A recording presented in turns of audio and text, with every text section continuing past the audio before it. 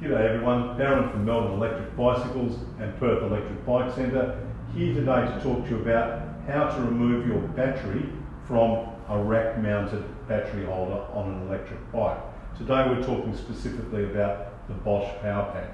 It's really easy to do, and the reason that you might do it is if you can't get power to the bicycle itself. If you're away or not keeping your bike where there's power at home, you simply pop out the battery and you can charge it inside.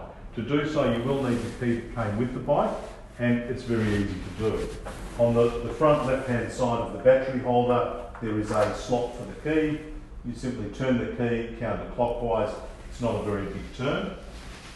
I rest my palm on the back of the rack and put my fingers under the battery and just slide it out. It's really easy to do, and that exposes the end through which you can charge the battery. Really easy. Once it's charged back up, you simply rest it on the battery track. It's got little tracks on it to slide along and push it forward firmly, just to put it snugly into place. Once you've done so, take the key out, you're all set to go. Darren at Melbourne Electric Bicycles and Perth Electric Bike Centre for fun, fitness and freedom.